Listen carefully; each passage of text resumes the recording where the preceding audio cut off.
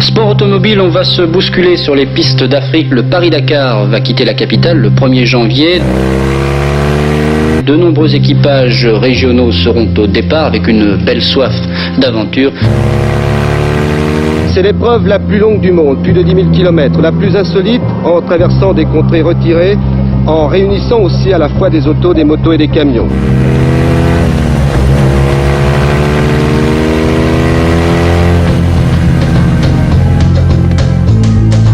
Tout au loin, Hubert Auriol et sa BMW. La moto numéro 100 fonce vers la victoire.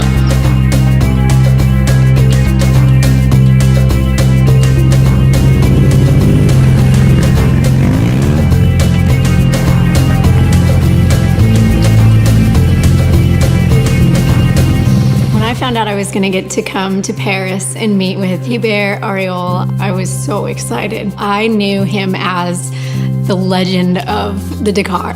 You know, this was a guy who started it right when the whole thing kicked off and won a couple times on a BMW, which I have that same BMW that he originally rode. So I guess I knew a bit more about him than probably the normal American girl.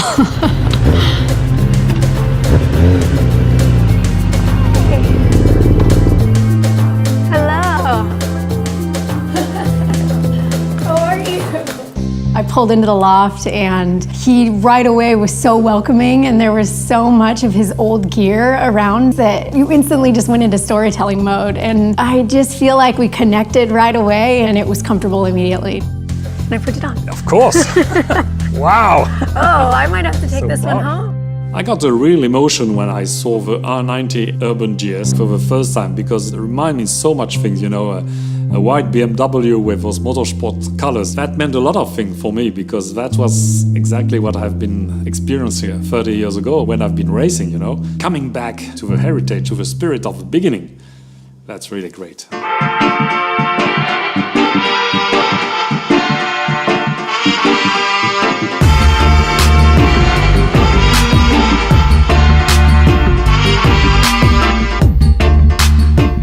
It's probably one of the cooler things to have Hubert as a guide here in Dakar. On one hand, you're seeing Dakar and you're taking in this whole new continent for me for the first time, but then you're also hearing all these incredible stories from years worth of experiences piled up in Hubert's life. It was incredible.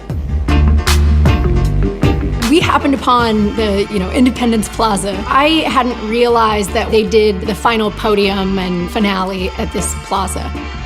The first year when we arrived in Dakar, the prize giving was the Place de l'Indépendance, which is the main place in Dakar. And we were so proud because it was crowded, absolutely crowded. It took maybe 3 or 4 hours to get there and to get out of it. That's also part of the story, you know.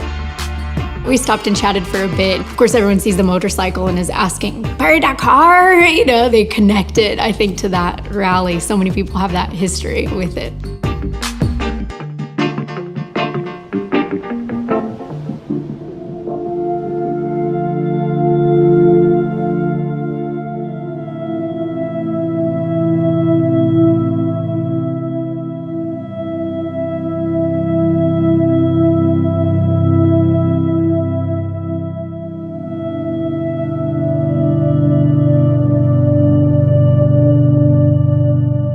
Pink Lake for me has been the most magical of the trip. There was just this immediate calmness around that area. When we first rode through, just seeing all the small huts and the people there and they're tending to their gardens and everything, it was just such a different scene than we're seeing in Dakar.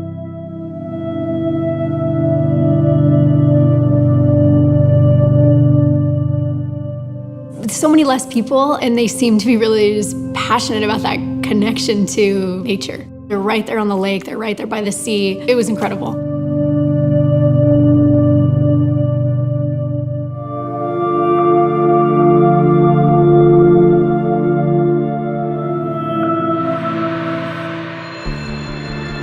Being on the beach where they finished was so cool for me. I mean, I feel like I had goosebumps just that whole time because we're rallying over these dunes in this big truck and Hubert's just beaming. He's so excited to tell me. You can hear like the adrenaline in his voice even. For him just to be on the sand going, right there, it was right, I got the BMW flag, I ran down the beach, it's just unreal to hear the stories and to be there with him. In 1981, when I won the race the first time, somebody stopped me slightly before the finish, and gave me a flag. I finished the race waving my BMW flag. I was proud to win the race, and it was so crowded, for me. It was the first time I experienced that, having everybody cheering you. Hello, congratulations, he's the winner, he's the winner. I mean, that's something you cannot forget,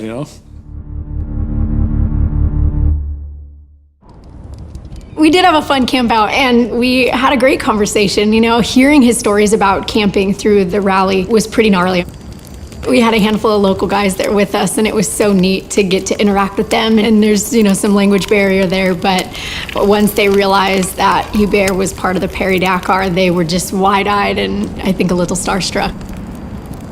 One of them was saying, from when he was little, he would go and he remembered watching the race finish, which, judging by his age, it was probably right around the time Hubert was winning. So that was pretty cool.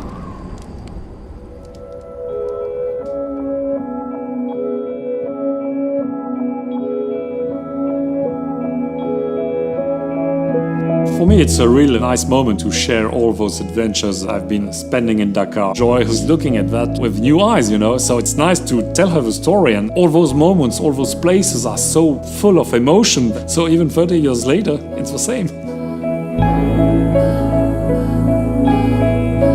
I think if I have to go back, what was the strongest for me is when I understood that I was going to win the first time. I was on my bike, on the road, going to Dakar, so we had still 200 k's to go. But I knew at this moment that it was done, my life had changed, that I was going to win. And this moment was so strong, I will never forget it. I can see that for Hubert, it's less about the accomplishments and it's less about finishing the race and being a star and all the ladies love him. It's that moment, you bookmark these moments throughout your life that move you. And it's probably what continues to drive us, is you're constantly looking for those moments. I want to say that the legacy Hubert leaves behind is one of living an adventurous life, being spontaneous, finding what moves you and driving towards that. And I think it can be even outside of motorsports, whether you're on 2 wheels or 4 or not involved in it at all. It's just about being driven by emotion.